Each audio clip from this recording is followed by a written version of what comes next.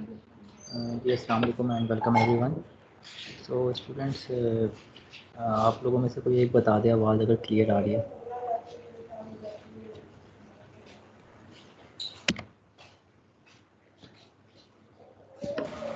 ये सब क्लियर आ रही है। ठीक है, सर आ रही हो। ओके। अच्छा चलें, ठीक है, आज का लेक्चर कंटिन्यू करते हैं। लास्ट टाइम हमने आई थिंक जॉयस्टिक की एग्ज़ाम्पल की थी एक, कि जॉयस्टिक को आपने किस तरह आर्डिनो के साथ कनेक्ट करना है। तो आज एलसीडी की एक प्रोग्रामिंग देख लेते हैं कि एलसीडी को आपने आर्डिनो के साथ अगर कनेक्ट करना है तो वो किस तरह करेंगे।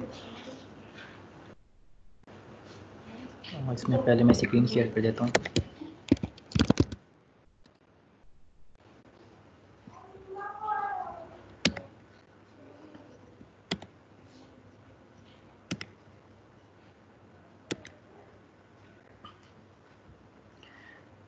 ये मैंने माइक्रोसॉफ्ट वर्ड एक ब्लैंक डॉक्यूमेंट शेयर की है, ये शो हो गई आपके पास।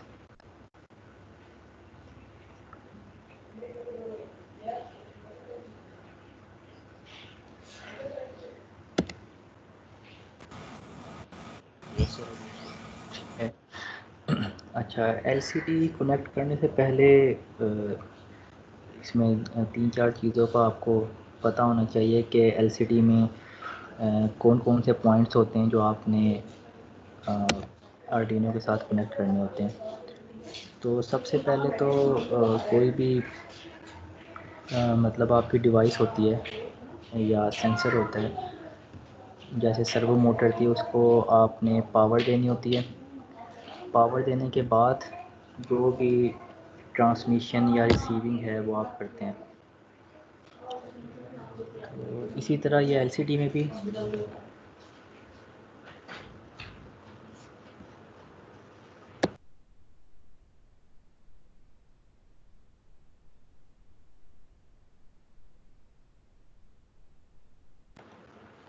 जी, तो इसी तरह ये आपकी एलसीडी में भी जो है इसी तरह पॉइंट्स होते हैं जिसमें आपने पावर देनी होती है, ग्राउंड का कनेक्शन देना होता है, और इसके बाद फिर डाटा ट्रांसमिशन और रिसीविंग होती है। तो इसमें एक आपकी ग्राउंड की पिन होती है,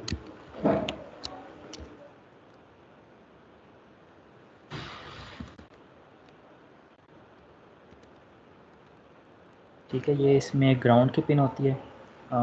ये मतलब इसमें पिन नंबर नहीं, एलसीडी जब आप देखेंगे उस पे बाय नेम पिन के ऊपर लिखा हुआ होता है कि कौन सी पिन ग्राउंड की है, कौन सी पिन डाटा की है।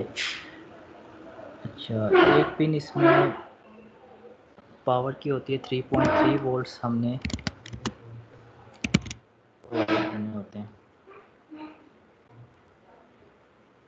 और इसके बाद एक पिन होती है क्लॉक की, ठीक है, सीरियल क्लॉक की ये पिन होती है कि जो डाटा आपका क्योंकि सीरियल मींस के बिट बाय बिट ट्रांसफ़र होगा, तो एक बिट ट्रांसफ़र होने के लिए कितना टाइम रिक्वायर्ड है वो क्लॉक पे डिपेंड करता है।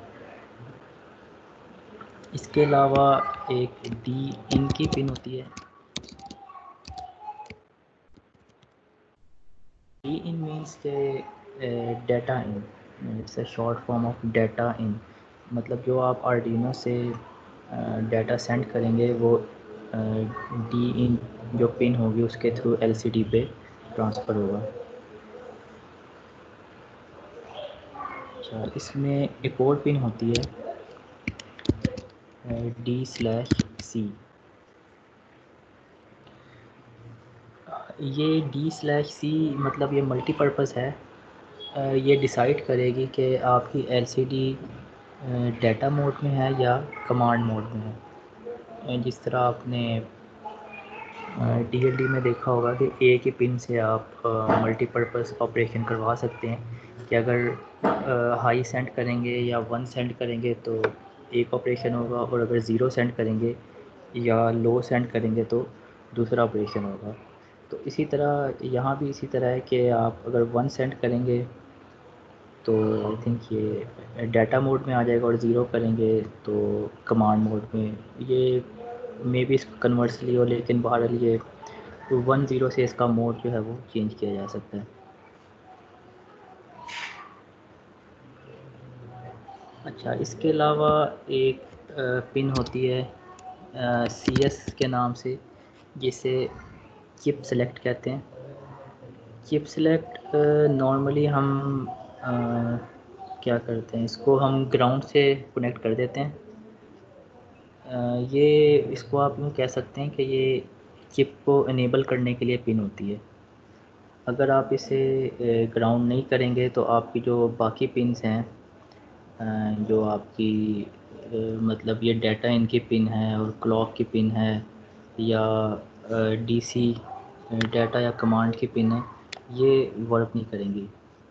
मतलब इसका चिप सेलेक्ट का अलग से कोई फंक्शन नहीं, लेकिन ये बाकी फंक्शंस को इनेबल करने के लिए यूज़ होती है। अच्छा, इसके अलावा एक इसमें पिन होती है रीसेट की। ठीक है, आपने LCD को रिफ़्रेश करना है कि जो भी उस पर टाइप हुआ है वो डिलीट हो जाए और आपकी LCD दोबारा से इनिशियलाइज़ हो जाए, क्लियर हो जाए, तो वो आप रीसेट की पिन पे सिग्नल सेंड करेंगे। मतलब जैसे जस्ट लाइक अ बटन होता है कि जैसे पुश बटन होता है, तो इस तरह आप रीसेट पे कोई सिग्नल सेंड करेंगे तो वो LCD रीसेट हो जाएगी।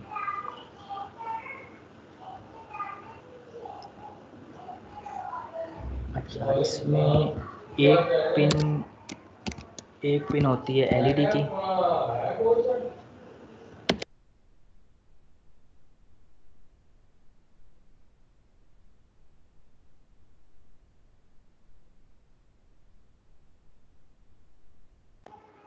अच्छा, इसमें एक पिन होती है LED की। इसका फंक्शन ये होता है कि अगर आप इसको 5 वोल्ट प्रोवाइड करेंगे तो ये LED आपकी लाइटन हो जाएगी, ऑन रहेगी। और अगर 0 या ग्राउंड कर देंगे तो LED आपकी मतलब वो ऑफ होगी, उसकी लाइट ऑफ रहेगी। लेकिन जो आप उस पर करैक्टर सेंड करेंगे वो उस पर प्रिंट होंगे, लेकिन वो उसकी जो बैक लाइट है वो ऑफ हो जाएगी। तो ये पिन्स थोड़ी सी होती हैं LCD में। अब इसमें LCD में भी डिफरेंट टाइप्स होती हैं, उसमें पिन्स वेरी कर सकती हैं, वो उस पर लिखा हुआ होता है या उसकी डाटा शीट से आपको पता चल सकता है, वो कोई इतना इशू नहीं है। तो मेन मतलब उसमें यही फीचर्स होते हैं। इसकी एक एग्ज़ाम्पल देख लेते हैं तो उससे थोड़ा मज़ीद क्लियर हो जाएगा।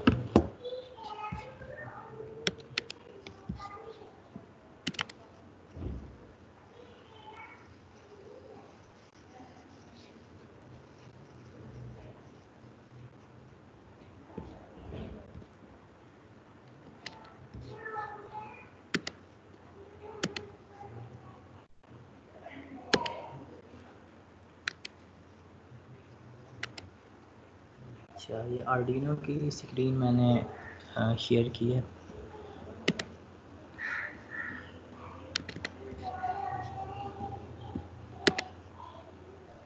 बल्कि ये ब्लैंक वाली करनी है।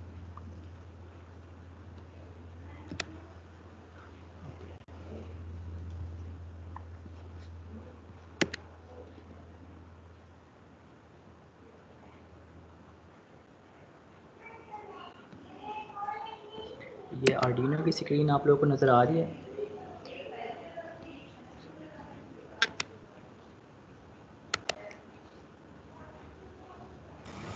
यस सर, नजर आ रही ठीक है। अच्छा, तो इसमें स्टार्टिंग उसी तरह करनी है। इसमें स्टार्टिंग में हम सेटअप के फंक्शन से पहले जितनी भी पिन्स आपने यूज़ करनी है उनको आप किसी वेरिएबल के इक्वल कर देते हैं या उसको कोई नेम दे देते हैं। या सेकंड केस ये होता है कि अगर आपने कोई स्पेशलाइज्ड फंक्शन यूज़ करने, तो उसके लिए फिर आप हेडर फाइल जो है वो यूज़ कर लेते हैं। ठीक है। हेडर फाइल इंक्लूड करने से ये होता है कि ये यूँ समझ लें एक लाइब्रेरी फ़ाइल होती है, तो इसमें जो बिल्ट इन फंक्शंस हैं वो पहले से अवेलेबल होते हैं। तो जब भी आप किसी लाइब्रेरी फ़ाइल को इंक्लूड करते हैं अपने प्रोग्राम में या स्केच में, तो उस फ़ाइल के अंदर जितने भी फंक्शंस होंगे वो आप कॉल कर सकते हैं, पहले से मतलब वो बने रहते हैं। तो एलसीडी के लिए एक लाइब्रेरी फ़ाइल है। अब ये एलसीडी भी डिपेंड करता है कि आप जौन सी एलसीडी यूज़ करेंगे, उसका कोई मॉडल नंबर होता है, तो उसके हिसाब से उसकी फ़ाइल भी लाइब्रेरी फ़ाइल्स में अवेलेबल होती है। तो इंक्लूड के बाद या तो एंगल ब्रैकेट यूज़ कर लें या डबल इन्वर्टेड कोमास यूज़ कर लें, तो वो दोनों तरीक़ों से ठीक है। तो एलसीडी जो हम यहाँ यूज़ करेंगे वो 8544 के नाम से एक आती है। उसकी library file PCD 8544.h extension है, मतलब ये हेडर फाइल को रिप्रेजेंट कर रही है। अच्छा, इसके बाद जो हमारी एलसीडी की पिन्स हैं जो हमने आर्डिनो से कनेक्ट करनी है, उसको हम कोई नेम दे लेते हैं, या जो एलसीडी के ऊपर नेम लिखे हुए होंगे आप उसी नेम से पिन जो है वो डिफ़ाइन कर सकते हैं। तो इसके लिए कांस्टेंट इंटीजर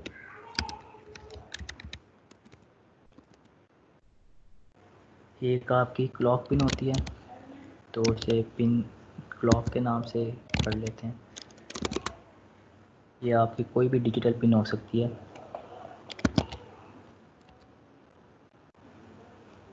और इसके अलावा कांस्टेंट इंटीजर, इसके आपको डाटा इन एलसीडी में आपने डाटा सेंड करना होता है, वो पिन आपने आर्डिनो से कनेक्ट करनी है। इसके लिए भी कोई ना कोई डिजिटल पिन आपने सेलेक्ट करनी होगी। ये सॉरी सेमी कॉलन है। हर इंस्ट्रक्शन के पास सेमी कॉलन आएगा, लेकिन जब आपने इंक्लूड की कमांड यूज़ करेंगे हेडर फाइल के लिए, इसमें कोई सेमी कॉलन नहीं आता। और दूसरी जो एक्सेप्शन है वो जब आप कोई फंक्शन लिखेंगे, फंक्शन के बाद भी कोई सेमी कॉलन नहीं आता।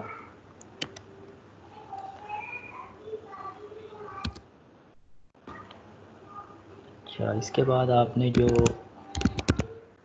डीसी सप्लाई देनी है,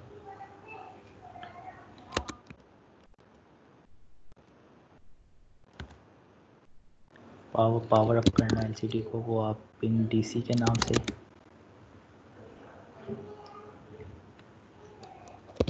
ये भी एक डिजिटल पिन होगी।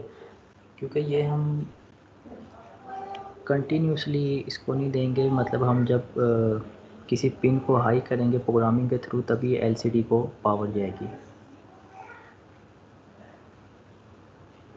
और इसके अलावा एक पिन आपकी होगी रीसेट के लिए,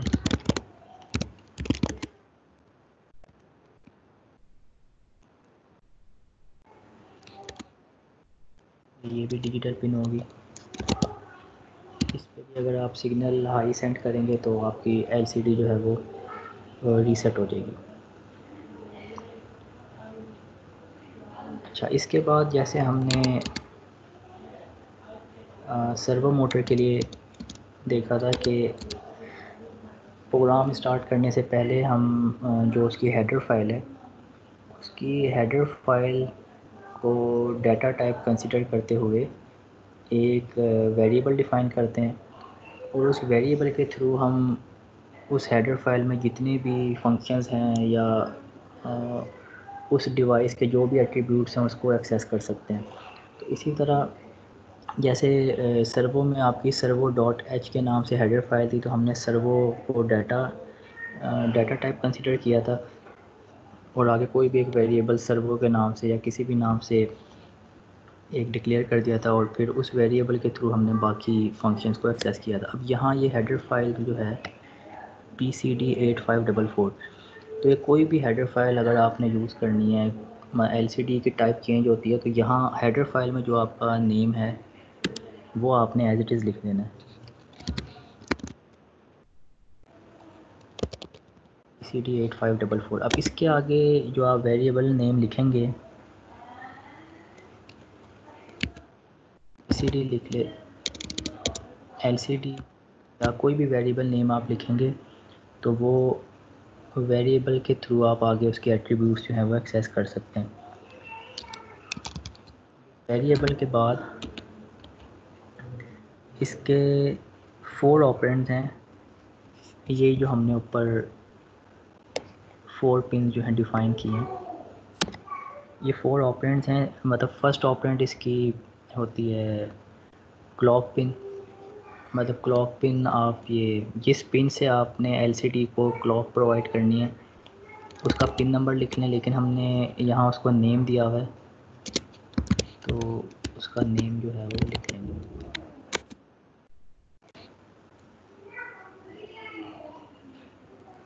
इसके बाद नेक्स्ट पिन होती है डेटा इन। उसके बाद थर्ड ऑपरेंड होता है DC पिन। उसके बाद फोर्थ वन इसकी रीसेट पिन होती है।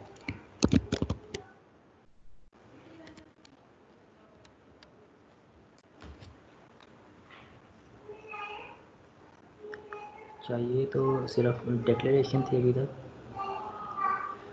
अब सर इसमें ये वाला दोबारा बता दें। अच्छा, ये दोबारा बता दें।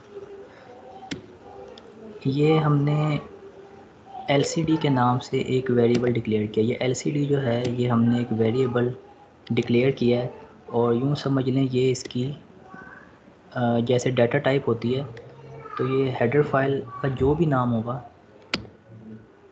हेडर फाइल का जो भी नाम होगा उसको हम as a data type use करते हुए एक वेरिएबल डिफ़ाइन कर लेंगे। अब इस वेरिएबल को फर्दर हम जहाँ भी यूज़ करेंगे अपनी कोडिंग में, इसके थ्रू हम इस हेडर फाइल के अंदर जो भी फंक्शंस पहले से बने हुए हैं वो हम एक्सेस कर सकते हैं। मतलब जिस तरह सर्वो के केस में सर्वो डॉट राइट की कमांड थी, सर्वो डॉट रीड की कमांड थी, या इसी तरह जो भी और फंक्शंस थे वो डॉट के बाद हम यूज़ कर सकते हैं। अब ये LCD हमने एक वेरिएबल डिफ़ाइन किया है, तो इस वेरिएबल के थ्रू LCD डॉट इसके जो भी एट्रीब्यूट्स हैं LCD पे हमने डिस्प्ले करवाना है, उसे इनिशियलाइज़ करवाना है या प्रिंट करवाना है, तो हम वो यूज़ कर सकते हैं। और इसके बाद ये जो इसकी समझिए ये डाटा टाइप है, इसमें जो भी आपने वेरिएबल डिफ़ाइन करना है उसके 4 एट्रीब्यूट्स हमने ऑपरेंड्स में लिखने हैं। ब्रैकेट में 4 इसके ऑपरेंड्स हैं। फर्स्ट में जो आपने क्लॉक पिन डिफ़ाइन की है वो लिखनी है। अगर आपने ये पहले इनको नेम नहीं दिए तो यहाँ आपको क्या करना होगा, डायरेक्ट पिन नंबर लिखने होंगे। यहाँ 3 लिख देंगे, यहाँ 5 लिख देंगे, यहाँ 7 और यहाँ 8। और अगर आपने इसको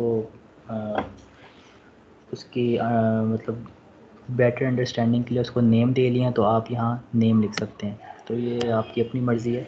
पिन नंबर डायरेक्ट दे सकते हैं, लेकिन उसकी जो रीडेबिलिटी है वो थोड़ी कम हो जाएगी। मतलब जब कोई आपने प्रोग्राम बनाया लेकिन जब उसको कोई और देखेगा, स्टडी करेगा, तो हो सकता है उसको समझने में थोड़ी मुश्किल हो। तो ये नेम से फ़ायदा ये होता है कि कोई और भी अगर उसको आपका प्रोग्राम देखेगा तो उसको अंडरस्टैंड करना आसान होगा। अच्छा, तो अभी तक तो डिक्लेरेशन थी, ये क्लियर है आपको? सर ये पिन यस इनपुट सर। से उनसे क्वेश्चन है। जी जी बताएं। सर हम इनपुट जो एलसीडी को दे रहे हैं वो 3.3 वोल्ट दे रहे हैं, और लेकिन जो लॉजिक उसे मिल रही है, जो डाटा इन पिन से और बाकी जो पिन से लॉजिक मिल रही है वो सारी 5 वोल्ट की लॉजिक मिल रही है। ये दोनों आपस में कैसे चल सकते हैं? या तो फिर लॉजिक भी हम 3.3 वोल्ट से दें या फिर इनपुट वोल्टेज 5 वोल्ट दें। ये दरअसल इसको एक्टिवेट करने के लिए 3.3 रिक्वायर्ड है। अब इसमें भी LCDs की डिफरेंट टाइप्स होती हैं। अब ये जो पर्टिकुलर LCD है 8544, इसको 3.3 रिक्वायर्ड होते हैं। वो जो 5 वोल्ट है वो तो आपका डाटा सिग्नल होगा, उसमें आपकी ट्रांसमिशन और रिसीविंग होगी। तो ये उसके जो इंटरनल मतलब एलसीडी भी है, तो उसमें बहुत सी आईसीज़ लगी हुई होती हैं, वो एम्बेड हुई हुई होती हैं। तो किसी आईसी को 5 वोल्ट रिक्वायर्ड होते हैं, किसी को 3.3 वोल्ट्स रिक्वायर्ड होते हैं। जैसे आर्डिनो में भी आपकी डिफरेंट आईसीज़ लगी होती हैं। तो उसमें वोल्टेज रेगुलेटर्स लगे हुए होते हैं कि जहाँ 5 वोल्ट चाहिए उधर 5 वोल्ट मिलते हैं, जहाँ आपको 3.3 वोल्ट्स चाहिए वहाँ 3.3 मिलते हैं। तो इस तरह ये एलसीडी के अंदर भी डिफरेंट कंपोनेंट्स के हिसाब से इन्होंने इसकी पिन एडजस्टमेंट की हुई होती है। तो ये इसके इंटरनल मैन्युफैक्चरिंग में इसमें प्रॉपर्टीज़ होती हैं।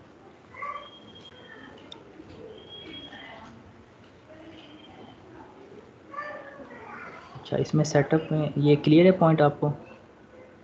सर अस्सलाम यस वालेकुम। सर। सर अस्सलाम वालेकुम। वालेकुम सलाम जी। सर मैंने कहना था कि जैसा कि सर कुछ बच्चों ने ना एलसीडी और आर्डिनो के साथ सर प्रोजेक्ट बनाए हुए थे, तो सर वो जो स्टार्टिंग में जो लाइब्रेरी वो डालते थे वहाँ पे लिखते थे लिक्विड क्रिस्टल डॉट एच। तो सर कुछ होती थी बैकलाइट के साथ, कुछ बैकलाइट के बगैर होती थी। तो जस्ट हम लोग लिक्विड क्रिस्टल डॉट टच लिखते थे और वो एलसीडी इनेबल हो जाती थी और हम आगे की कोडिंग लिख लेते थे। तो सर अब उनका भी कोई ना कोई स्पेसिफिक मॉडल नंबर होगा, लेकिन हमें नहीं पता था, हम उसकी जगह बस लिक्विड क्रिस्टल डॉट टच लिख लेते थे। तो सर अगर हम यहाँ पे भी लिक्विड क्रिस्टल डॉट टच लिख लें फिर मतलब आप कह रहे हैं ये पीसीडी के बजाय हम वो लिक्विड क्रिस्टल? Yes sir. हाँ, इसको लेकिन ना हम सिमुलेशन का सॉफ्टवेयर भी आज इंशाल्लाह देख लेंगे। वो फिर उस पर हमें ट्राई करके देखना पड़ेगा। तो हो सकता है कि वो यूनिवर्सल फ़ाइल हो, यूनिवर्सल हेडर फाइल हो, कि वो हर एलसीडी पे एप्लीकेबल हो, तो वो आपकी वैलिड है। फिर ये मतलब इसमें ये होता है ना कि कोई भी सेंसर है उसको आपने उसके फंक्शंस को एक्सेस करना, तो वो एक से ज़्यादा हेडर फाइल्स के थ्रू कर सकते हैं। उसमें कुछ यूनिवर्सल फाइल्स भी होती हैं, कुछ स्पेसिफ़िक भी होती हैं जो सिर्फ उसी स्पेसिफ़िक डिवाइस के लिए एप्लीकेबल होती हैं। तो वो आपकी बात आई थिंक ठीक है। वो हो सकता है यूनिवर्सल एक हेडर फाइल डिज़ाइन की हुई हो जो किसी भी एलसीडी पे एप्लीकेबल हो, उसमें मतलब हर एक के हिसाब से फंक्शंस होंगे। तो वो हमें प्रैक्टिकली फिर उसको देखना पड़ेगा कि अगर प्रैक्टिकली उस पर एरर नहीं आ रहा, तो क्योंकि ये आर्डिनो जो है ये आपका इट्स ऑल अबाउट प्रैक्टिस पे है, प्रैक्टिकल अप्रोच पे है कि हिट एंड ट्रायल मेथड के आप उसको ट्राई करके देखेंगे। अगर एप्लीकेबल है तो वो कंपाइल हो जाएगा, अदरवाइज़ वो कोई एरर उसमें आ जाएगा। तो ये प्रैक्टिकली और और सर उसमें मल्टीपल पिन्स होती थी, यानी कि एटलीस्ट उसमें 8 से 16 या 12 पिन्स होती थी। तो सर यहाँ पे हम लोग सिर्फ 4 पिन्स ले रहे हैं। तो सर ये बता दीजिएगा हत्ता कि यानी कि जब हम प्रैक्टिकली अप्रोच में जब जाते हैं तो वहाँ पे सर हम लोग एटलीस्ट भी 8 या 10 पिन्स का कनेक्शन करते हैं, जिसमें कुछ पिन्स को ग्राउंड देना पड़ता है, एक तो इनेबल वगैरह के लिए होती हैं, कुछ क्लॉक पिन्स होती हैं। तो सर ये हम लोग यहाँ पे 4 ही क्यों ले रहे हैं, ये नहीं समझ आया। इसमें क्योंकि एलसीडी जो है उनकी डायमेंशंस भी डिफरेंट होती हैं। तो ये जो एलसीडी इस एग्ज़ाम्पल में जो यूज़ हो रही है वो आपकी मतलब उसका नंबर जो है वो क्या कहते हैं 8544 है। तो इसमें एलसीडी की जो साइज़ है वो पिक्सल्स के हिसाब से कम ज़्यादा होता है। अब ये जो है आपकी सर जितने भी मेजोरिटी एलसीडीज हैं वो ज़्यादातर आर्डिनो के साथ 16/2 की लगती हैं सर, यानी कि जो ऑलरेडी जो पीछे से आती हैं बनी बनाई। सही। तो वो उसमें यही है कि पिन्स के हिसाब से मतलब कुछ जैसे आपको बताया कि ये तो इसकी कंपलसरी है ना कि चिप सेलेक्ट आपने करना है, रीसेट की पिन देनी है, पावर अप करना है और डाटा। बाकी उसके अलावा जितनी पिन्स हैं अब उसमें कुछ में ऑप्शंस हो सकती हैं कि डबल लाइन डिस्प्ले, उसमें हर लाइन के लिए अलग अलग पिन्स दी हो सकती हैं। और इसी तरह वो उसकी मतलब डाटा शीट में जो है ना पिन कॉन्फ़िगरेशन दी हुई होती है। तो वो आप जैसे जैसे अपने जोन सी एलसीडी यूज़ करनी है उस हिसाब से फिर उसकी जो पिन एडजस्टमेंट है वो फिर करनी होगी। मतलब वो कॉन्फ़िगरे उसकी डाटा शीट में दी हुई होती हैं, या उसके एलसीडी में तो आई थिंक वो पिन के साथ ही उसमें लिखा हुआ होता है कि ये पिन जो है ये किस पर्पज़ के लिए, रीसेट है या क्लॉक पिन है या डाटा इन है या ग्राउंड है। तो ये मतलब आप इसको जब प्रैक्टिकली इसको यूज़ करेंगे तभी थोड़ा क्लियर होगा कि उसमें डायमेंशंस की डिफरेंट होती हैं। अब ये जो फॉर बुक में जो आपकी अंडरस्टैंडिंग के हिसाब से जो बेसिक दी हुई ये इसमें मेरे ख्याल से ये 6-7 7 पिन्स ही होंगी मैक्सिमम, ये जो इसमें बेसिक पिन्स दी हुई हैं, या 8 पिन्स हैं। तो यस सर बाकी वही ना। यस सर, वो 4 to 5 पिन की जैसा आपकी प्रोग्रामिंग पर्पज़ के लिए यूज़ होती हैं, कुछ बैकलाइट पर्पज़ के लिए होती हैं। अगर आप उन्हें यूज़ करना चाहते हैं तो आप उन्हें इनेबल कर लें। कुछ जो होती हैं वो कर्सर के लिए होती हैं, और कुछ ऐसी होती हैं जिनको आपको लाजमी ग्राउंड करना पड़ता है अगर आप एलसीडी पे कुछ डिस्प्ले करवाना चाहते हैं। हाँ, वो कुछ ऑप्शनल भी होती हैं, और जैसे आपको बताया ना ये CS की पिन होती है चिप सेलेक्ट, कि इसको जब तक आप ग्राउंड नहीं करेंगे आपकी बाकी पिन्स इनेबल नहीं होंगी। तो ये मतलब इसमें वेरी करती हैं डिफरेंट LCDs के लिए। तो ये जो भी LCD यूज़ करनी है उस हिसाब से फिर आर्डिनो की पिन्स हमें यूज़ करनी पड़ेंगी। तो अब ये तो अभी सिर्फ समझ लें बेसिक सी LCD है कोई, सिर्फ इसकी बेसिक अंडरस्टैंडिंग के लिए। इससे एडवांस फिर ज़ाहिर बात है प्रोजेक्ट वगैरह में यूज़ करेंगे तो उस हिसाब से एक्स्ट्रा पिन्स जो हैं वो यूज़ करनी होंगी। तो इसको फ़िलहाल अभी कंप्लीट कर लेते हैं।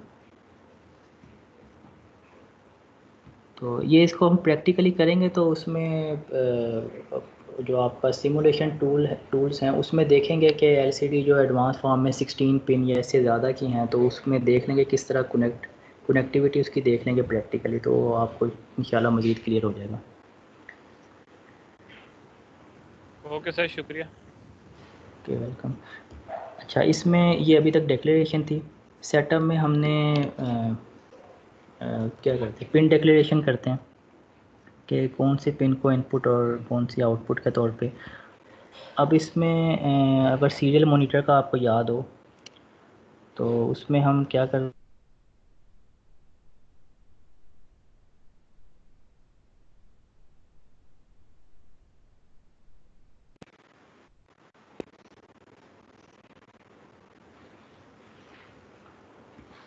ये हमज़ा हुसैन कोई क्वेश्चन है आपका?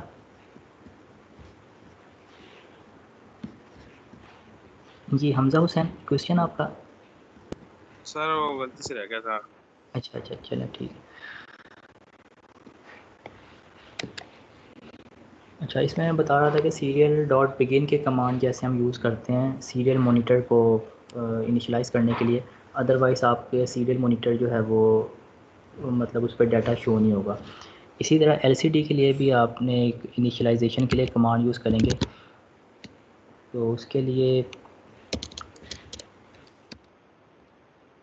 जो आपने वेरिएबल डिफ़ाइन किया है, मतलब यहाँ जो भी आपने नेम यूज़ किया है वो आप वेरिएबल का नेम यूज़ करेंगे और डॉट के बाद इनिशियलाइज़ करवा देंगे। इनिशियलाइज़ की मतलब शॉर्ट फॉर्म ये कमांड है। जैसे सीरियल डॉट बिगिन होती है, समझिए ये उसी का अल्टरनेटिव है LCD के लिए। LCD डॉट इनिशियलाइज़ मतलब वेरिएबल का नेम डॉट इनिशियलाइज़, तो आपकी LCD समझें इनिशियलाइज़ हो जाएगी। LCD जब भी आपने ऑन करवानी है उसके लिए सबसे पहले आपने इनिशियलाइज़ करवाना है। उसके बाद आपने कर्सर की पोजीशन बतानी है। इसमें जो फंक्शन है वो डॉट सेट कर्सर, ये डॉट के बाद आपने ये इसी तरह लिखना है।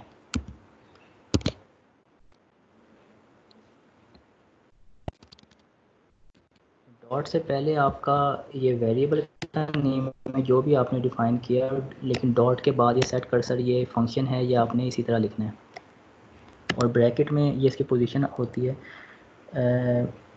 नॉर्मली जैसे मैट्रिक्स में आपकी होती है रो इनटू कॉलम्स, लेकिन कर्सर के लिए जो आप ब्रैकेट में इसकी पोजीशन लिखेंगे वो पहले कॉलम आएगा फिर रो आएगी। मतलब अगर हम इसे लिखते हैं 0,0 तो इसका मतलब है ये 0 कॉलम है और 0 रो है। मतलब हमने इसको टॉप लेफ़्ट पे इनिशियलाइज़ कर दिया कि टॉप लेफ़्ट से ये लिखना शुरू करेगा। अब इस पे अगर कोई प्रिंट करवाना है, जैसे आपका सीरियल मॉनिटर पे होता है सीरियल डॉट प्रिंट, इसके लिए कमांड है lcd.print। और यहाँ भी इसी तरह है कि अगर आप कोई चीज़ डबल कोटेशन मार्क में लिखते हैं तो वो स्ट्रिंग की फॉर्म में प्रिंट होगी, अदरवाइज़ वो वेरिएबल कंसिडर होके उस वेरिएबल की जो वैल्यू है वो प्रिंट हो जाएगी। तो यहाँ आप कोई भी मैसेज लिखेंगे वो एज इट इज़ प्रिंट हो जाएगा, डबल कोटेशन मार्क के अंदर जो भी आपने लिखा होगा वो प्रिंट हो जाएगा। अच्छा, ये आपकी इनिशियलाइजेशन।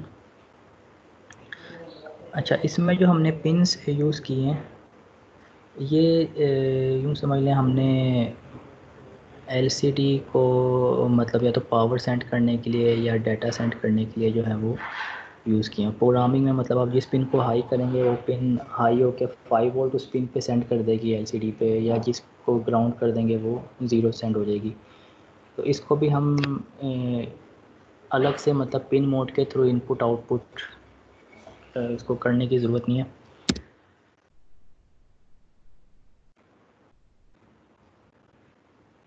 अच्छा, सेटअप में हमने सिर्फ उसको इनिशियलाइज़ किया है, मतलब एलसीडी पे आपके वेलकम आके वो होल्ड पे चली जाएगी। अब आपने आगे जो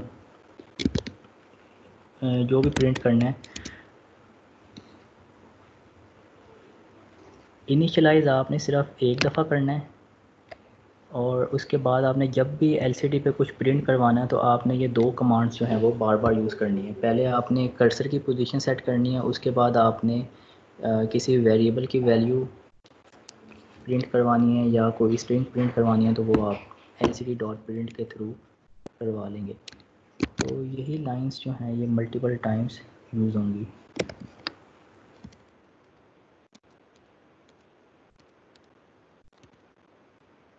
अब इसमें कर्सर की पोजीशन जो है, फर्स्ट जो है ये आपका कॉलम है, इसको अगर कॉलम कर लें और यहाँ से ये सेकंड रो, इसको हम इस तरह पढ़ेंगे first column second row.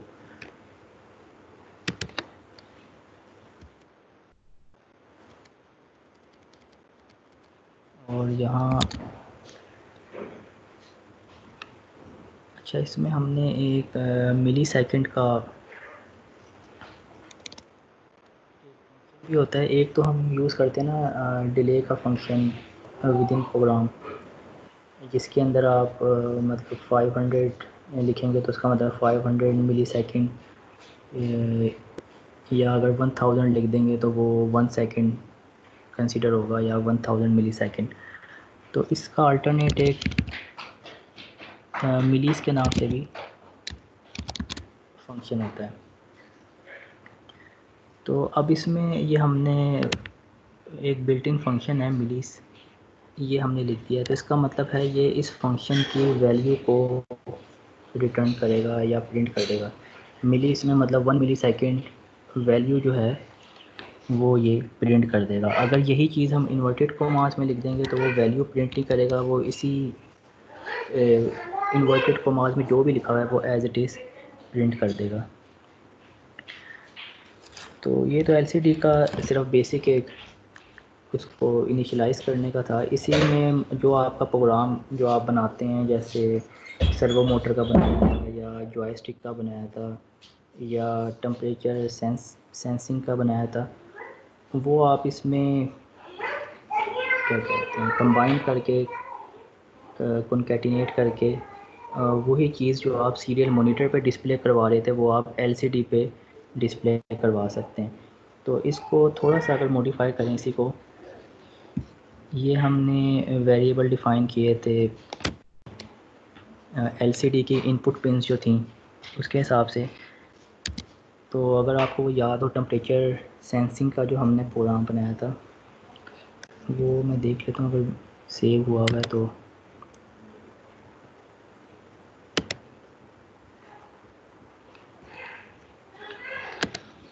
Save हुआ हुआ तो उसी में से इंस्ट्रक्शंस कॉपी कर लेते हैं। आई थिंक नहीं हुआ। तो उसमें सिंपली आपने एक पिन डिफ़ाइन करनी है टेम्परेचर सेंसर के लिए, तो इसमें आप सेंसर हमारा जो था वो एनालॉग रीडिंग दे रहा था कि वो टेम्परेचर जो है वेरी कर रहा था। इसके लिए आप कोई भी एनालॉग की पिन जो है वो सिलेक्ट कर लें।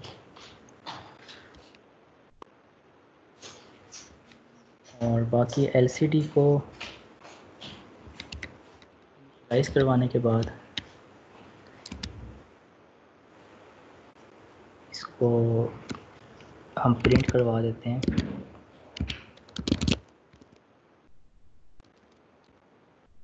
टेम्परेचर मेजर करना है तो यहाँ इसकी हेडिंग दे देते हैं टेम्परेचर मेजरमेंट।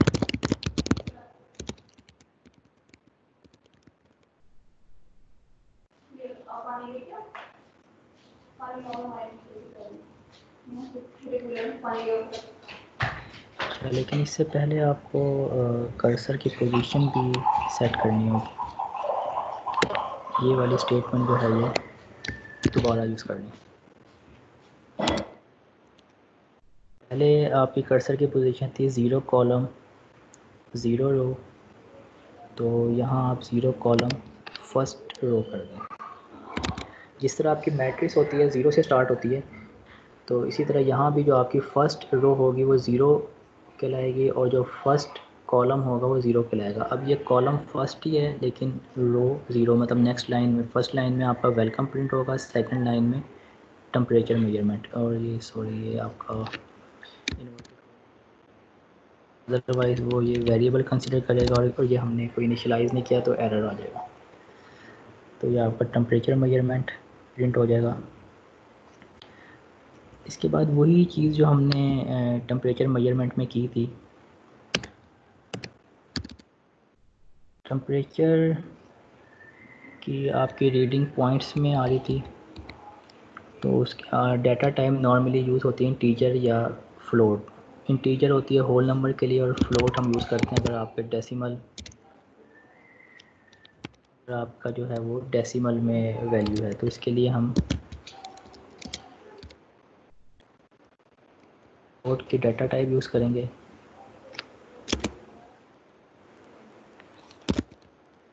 सेंटीग्रेड में टेम्परेचर पहले हमने मेजर किया था और टेम्परेचर मेजरमेंट के लिए हमने एक सेपरेट फंक्शन बनाया था गेट टेम्परेचर सी कर लें।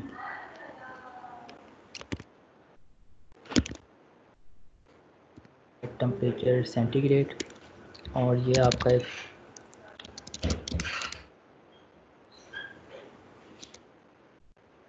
फंक्शन है।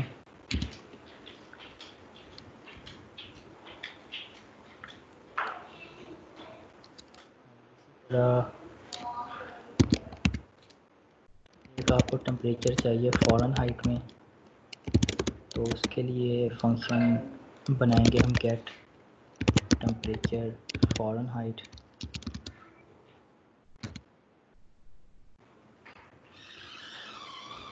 और इसी को हम प्रिंट करवा देंगे। अब फर्स्ट रो तक आपने प्रिंट करवा दिया है। यहाँ हम सेकंड रो छोड़ दें, थर्ड रो में प्रिंट करवा देते हैं टेम्परेचर सेंटीग्रेड में।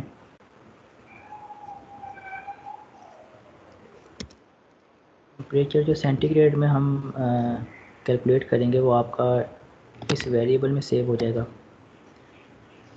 तो इस वेरिएबल की वैल्यू को हम करवा देते हैं।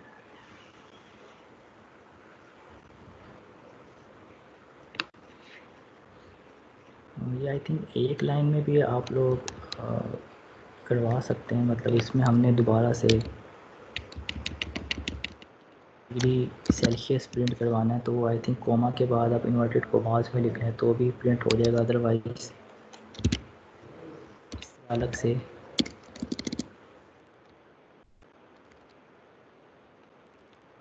इस बार के साथ ये डिग्री सेंटीग्रेड, मतलब जो भी टेम्परेचर होगा, लेट्स सपोज अगर 40 है तो 40 डिग्री सेल्सियस।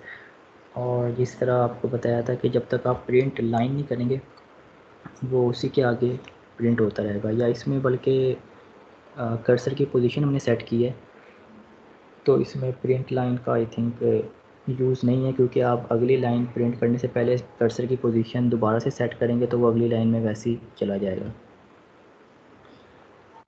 अब इसमें हमने फ़ॉरेन हाइट की वैल्यू को प्रिंट करवाना है, तो इसी को आप दोबारा करवा लें।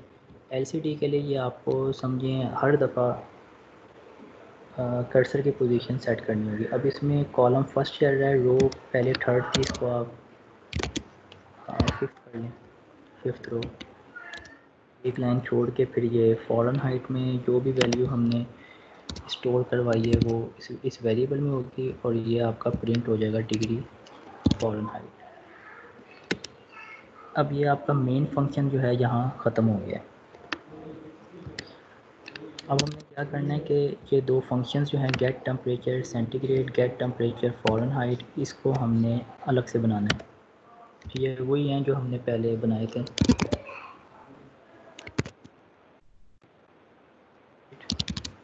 और ये जो आपकी वैल्यू रिटर्न होंगी वो ठीक है पॉइंट्स में होगी, तो इसको फ्लोट कर दें, अदरवाइज़ इंटीजर इसकी डाटा टाइप होगी। स्टार्ट करते हैं तो आपकी कर्ली ब्रैकेट ओपन क्लोज।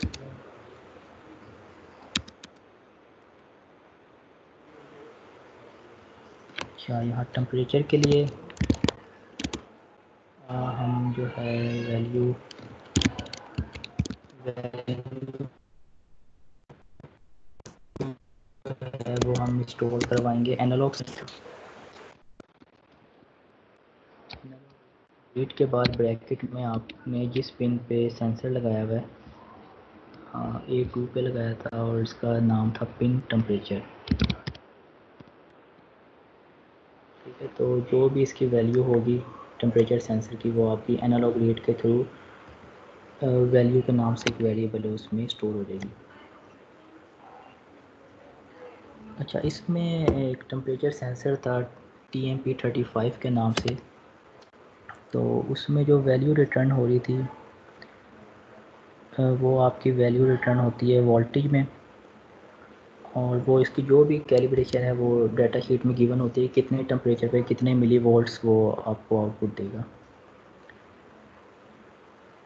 तो इसमें जो वोल्टेज की वैल्यू है पहले ये वोल्टेज रिटर्न करेगा, और ये वोल्टेज की वैल्यू भी क्योंकि पॉइंट्स में होगी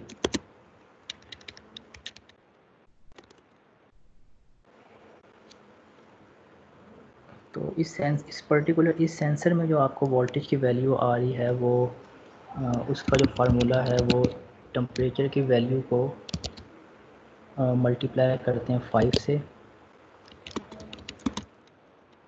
और उसको डिवाइड कर देते हैं 1024 से। सेंसर के लिए डिफरेंट होता है, आप थर्मोकपल अगर यूज़ करेंगे तो उसकी आपको डाटा शीट से देखना पड़ेगा कि कितने वोल्टेज पे वो कितने मिली वोल्ट्स दे रहा है और उसका क्या कन्वर्जन का फार्मूला क्या है, वो फार्मूला आपने एज इट इज़ यहाँ लिखना होगा।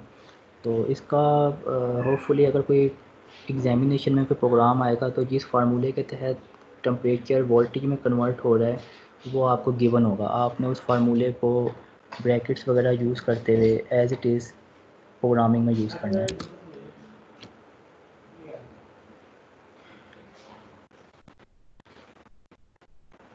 अच्छा, वोल्टेज के इसमें जो वैल्यू जो रिटर्न होगी आपको डायरेक्ट आप रिटर्न कर लें या पहले एक वेरिएबल में स्टोर करवा के उस वेरिएबल को रिटर्न कर लें, दोनों तरीक़ों से ठीक है। वोल्टेज में से 500 मिली वोल्ट्स जो है वो हम माइनस करेंगे। ये माइनस करने की वजह ये कि आपका जो ये पर्टिकुलर सेंसर है TMP35 इसमें 500 मिली वोल्ट्स का ऑफसेट होता है, मतलब ये ज़ीरो पे अगर आपका टेम्परेचर 0 डिग्री सेल्सियस है तो ये आउटपुट पे 500 मिली वोल्ट्स देगा। तो हमने 500 मिली वोल्ट्स जो ऑफसेट है उसको माइनस करना है और उसको मतलब पॉइंट ख़त्म करने के लिए ये 100 से मल्टीप्लाई कर दिया।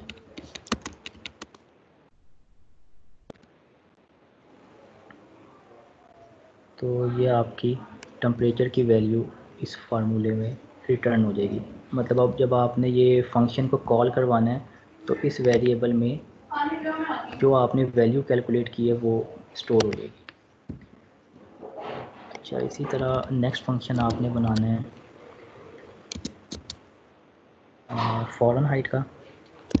तो फॉरेन हाइट भी आपने पॉइंट्स में वैल्यू आनी है, तो गेट जो भी आपने ऊपर फंक्शन डिफाइन किया है, मतलब यहाँ गेट टेम्परेचर फॉरेन हाइट, ये यही आपने लिखना है। इसमें केस सेंसिटिव है, जो आपने यहाँ लिखा है वही फंक्शन आपने यहाँ इसको बनाना है। कर्ली ब्रैकेट ओपन क्लोज,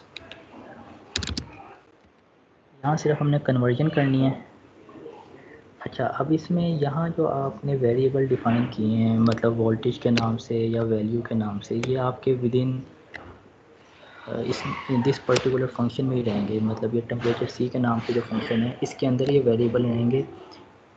यहाँ से जब आप इस फंक्शन से बाहर आएंगे तो ये वेरिएबल सारे ख़त्म हो जाएंगे, तो आप इस सेम नेम के वेरिएबल किसी और फंक्शन में यूज़ कर सकते हैं। तो यहाँ अगर हम पिक्चर कैलकुलेट करें तो आपका जो मेन फंक्शन में जिस नाम से आपका सेंटीग्रेड में टेम्परेचर सेव हुआ है वो आपने लिखना है, ठीक है। और कन्वर्जन के लिए आप क्या करते हैं, इसको 1.8 से मल्टीप्लाई कर देते हैं। 8 से कर लें या 9/5 से कर लें, दोनों तरीक़ों से ठीक है। और इसमें ऐड कर देते हैं 32। ये सिंपल ये कन्वर्जन फार्मूला है इसका सेंटीग्रेड से फॉरेन हाइट में, और इसी वैल्यू को आप रिटर्न करवा लेंगे। ये आपके इस फंक्शन में जब ये फंक्शन आपका एग्ज़िट करेगा तो यहाँ से ये वैल्यू फॉरेन हाइट की इस फंक्शन के थ्रू आपकी इस वेरिएबल में स्टोर हो जाएगी, और फिर यही वैल्यूज़ आपने प्रिंट करवानी है, ठीक है। तो यही काम हमने सीरियल मॉनिटर के थ्रू किया था, तो यहाँ हमने एलसीडी के थ्रू वही फंक्शन किया है। फ़र्क सिर्फ इतना है कि सीरियल मॉनिटर में आप उसमें विद इन उसका जो आर्डिनो का IDE है उसमें आप देख लेते हैं, और LCD में आप एक्सटर्नली उसको प्रिंट करवा देते हैं। तो ये दोनों तरीक़ों से आप कर सकते हैं। मतलब एट द सेम टाइम भी अगर आप करवाना चाहें, आप चाह रहे हैं सीरियल मॉनिटर पे भी प्रिंट हो और LCD पे भी प्रिंट हो, तो आपको सीरियल मॉनिटर भी इनिशियलाइज़ करवाना पड़ेगा और LCD को भी इनिशियलाइज़ करवाना पड़ेगा, दोनों चीज़ों को इनिशियलाइज़। क्योंकि सीरियल मॉनिटर तो उसका इंटरनली इसका जो ID है उसके अंदर ही है, उसके लिए कोई हेडर फाइल रिक्वायर्ड नहीं है, तो वो सिर्फ एक serial.begin के साथ आप इनिशियलाइज़ करवाएंगे। बाकी LCD के लिए आपको एक हेडर फाइल भी रिक्वायर्ड होगी। इसी के साथ आप सर्वो मोटर का भी कर सकते हैं। जहाँ जो हमने लास्ट टाइम सर्वो मोटर या जॉयस्टिक का प्रोग्राम बनाया था, यहाँ आप टेम्परेचर के बजाय जॉयस्टिक की जितनी कमांड्स थी वो इंक्लूड कर दें, या सर्वो मोटर की कमांड्स इंक्लूड कर दें, और जो भी कैलकुलेशन थी हमने जो सर्वो मोटर में एंगल रोटेट करवाया था वो आप रोटेट करवा के उसी को आप यहाँ प्रिंट करवा सकते हैं। मतलब यहाँ हाँ, इधर जो है आप सर्वो मोटर या जॉयस्टिक की पोजीशन जो है वो प्रिंट करवा सकते हैं। तो ये आपका मतलब कोई भी चीज़ आप सेंसर की वैल्यू जो है वो डिस्प्ले करवा सकते हैं। अच्छा, इसमें एक दो क्वेश्चन ले लेते हैं, फिर आपको उसका जो सिमुलेशन टूल है उसका बता देते हैं। शाहज़ेब जी, क्वेश्चन आपका कोई? सर वो आपसे पूछना था कि ये हमने मेन फंक्शन से बाहर क्यों लिखा नीचे वाला फ्लोट वगैरह? ये आप पूछ रहे हैं जो हमने टेम्परेचर सेंटीग्रेड और टेम्परेचर फॉरेन हाइट को कैलकुलेट किया, ये पूछ रहे हैं कि अलग से क्यों किया है? Yes sir. ये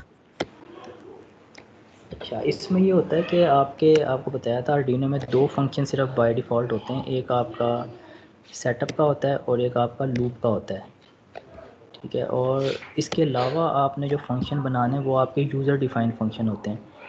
इसका बनाने का मकसद ये है कि कि अगर आपने टेम्परेचर को बार बार कैलकुलेट करना है तो ये सारी चीज़ें आपको मेन प्रोग्राम में लिखने की ज़रूरत नहीं होगी, या आप अगर चाहें तो मेन प्रोग्राम में भी करके इसको यही आउटपुट ले सकते हैं। लेकिन इसमें होता है ये कि अब ये आपने जब टेम्परेचर सी यहाँ कॉल किया है तो ये आपकी वैल्यू जो है वो यूज़र डिफाइंड फंक्शन में जाके कैलकुलेट हुई है, और यहाँ से सिर्फ जो इसकी आउटपुट है वो आपकी मेन फंक्शन में रिटर्न हुई है। ये प्रोग्राम की रीडेबिलिटी इंक्रीज़ करने के लिए या उसको ज़रा कंसाइज करने के लिए किया जाता है कि हम कोई हेडर फाइल को यूज़ करके उसके बिल्ट इन फंक्शन यूज़ कर लेते हैं, या कोई यूज़र डिफाइंड फंक्शन जो हैं वो बना लेते हैं।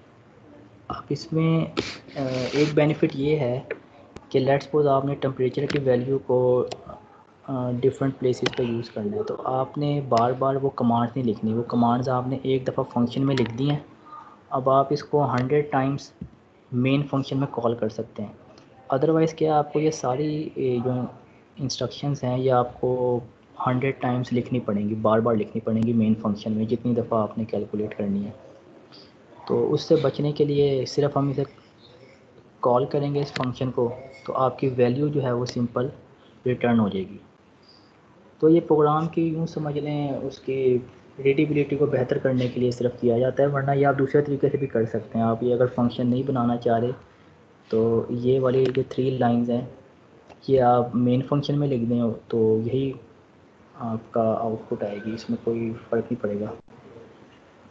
लेकिन उसमें फिर ये होता है कि वेरिएबल के नेम जो है वो सेम होने की वजह से कन्फ्यूजन हो सकती है। अब इंडिविजुअल फंक्शन बनाने से ये है कि आप सेम वेरिएबल को डिफरेंट मल्टीपल टाइम यूज़ कर सकते हैं डिफरेंट फंक्शंस में, क्योंकि एक फंक्शन से जब आप एग्ज़िट करेंगे वेरिएबल सारे वो डिस्कार्ड हो जाएंगे, उसकी जो एक्सेसिबिलिटी है वो लोकल होती है उस फंक्शन के अंदर, उस फंक्शन से बाहर वो ख़त्म हो जाता है।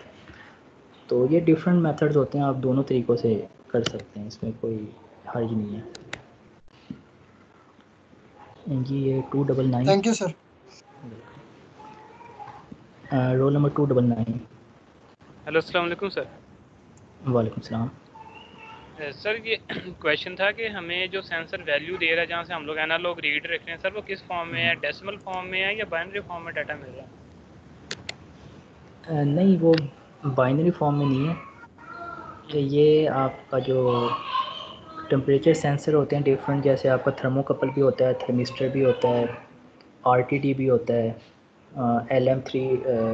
LM35 भी आई थिंक एक आईसी होती है।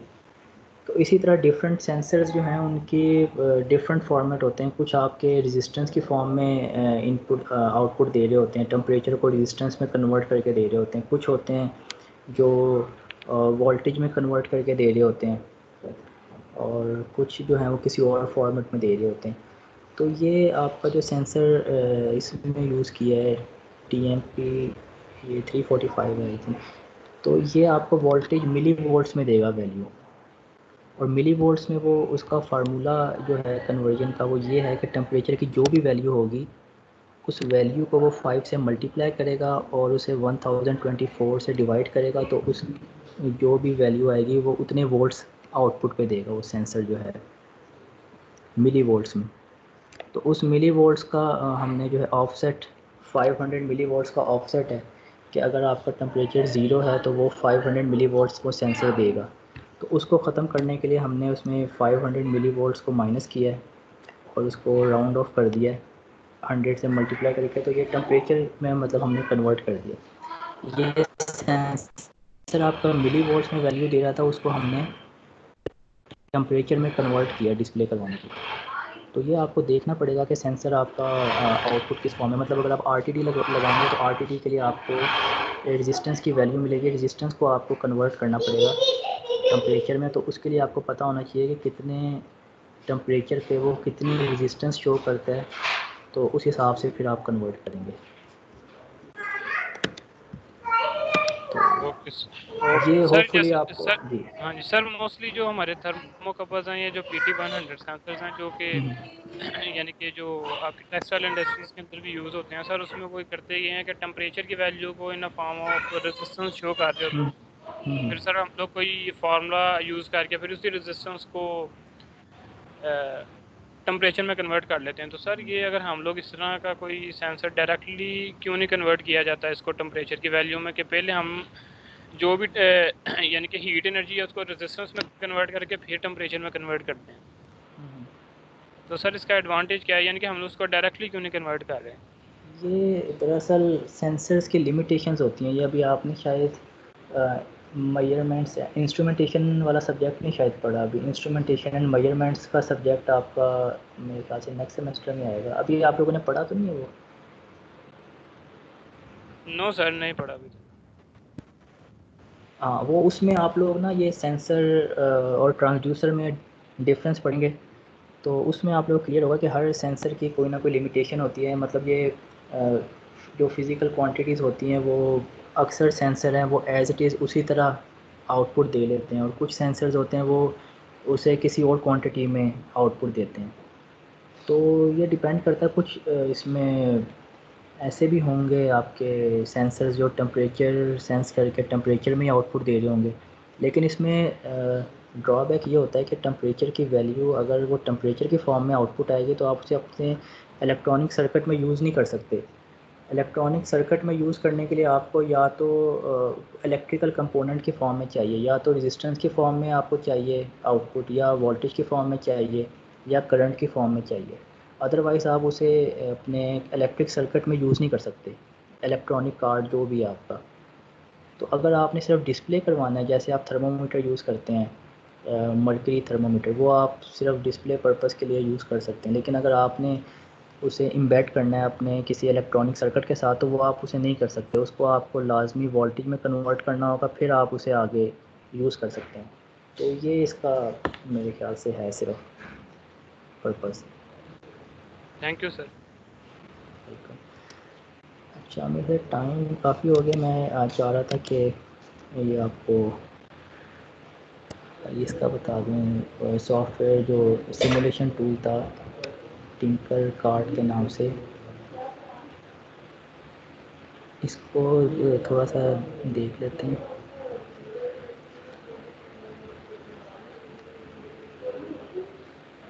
अस्सलाम वालेकुम सर।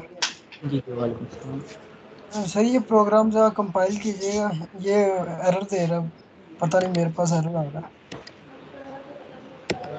ये मेरे पास आर्डिनो के लिए कनेक्ट नहीं है। आर्डिनो बोर्ड आपने कनेक्ट किया है?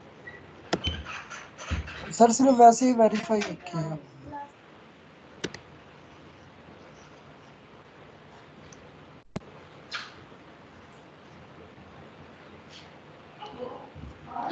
नो सच फाइल और डायरेक्टरी।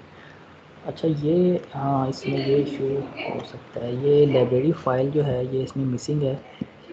तो इसके लिए ये करना पड़ेगा, ये आर्डिनो की वेबसाइट पे जाके ये फ़ाइल आपको डाउनलोड करके जो आर्डिनो की डायरेक्टरी है उसमें सेव करनी होगी अगर इस तरह का एरर आता है। या फिर जैसे ये आपके कुलीग बता रहे थे कि एक यूनिवर्सल फ़ाइल होती है लिक्विड क्रिस्टल डॉट एच। अगर उसको देखने उसकी हाँ एग्जैक्ट उसकी पता नहीं राइटिंग क्या होगी नाम से। अगर कोई फ़ाइल अवेलेबल है या उसका नेम चेंज है या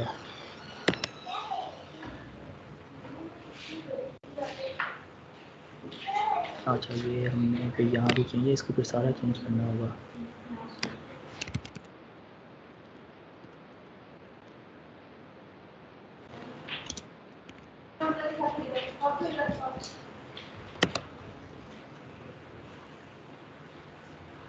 अच्छा, ये लिक्विड क्रिस्टल के नाम से भी शायद है नहीं कोई हेडर फाइल, या इसको हमें डाउनलोड करनी होगी। इसमें यही है कि ये हेडर फाइल का एरर आया है इसमें कि ये हेडर फाइल जो है ये अवेलेबल नहीं है। तो ये आपको आर्डिनो की जो वेबसाइट है आर्डिनो डॉट सी सी होती है या डॉट कॉम, जो भी आर्डिनो की वेबसाइट है वहाँ से ये लाइब्रेरी फ़ाइल आपको डाउनलोड करनी होगी और ये जो इसकी आर्डिनो जहाँ आपने इंस्टॉल किया हुआ है या जो इसकी रूट डायरेक्टरी है उधर आपने इसको पेस्ट करनी होगी, तो फिर ये एरर नहीं आएगा।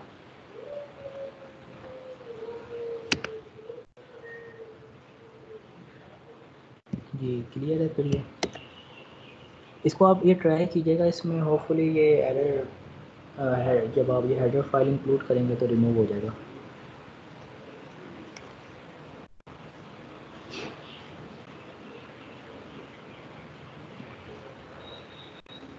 अच्छा मेरे ख्याल टाइम ठीक है सर, थैंक यू।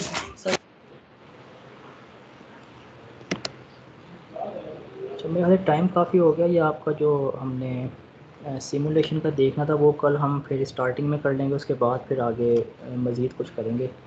तो आज के लिए फिर इतने ही रखते हैं, तो इंशाल्लाह फिर कल कंटिन्यू करेंगे। ठीक है, तो अपना ख्याल रखिएगा। तो मेरी तरफ से भी अल्लाह हाफ़िज़। अल्लाह हाफ़िज़ सर, अल्लाह हाफ़िज़।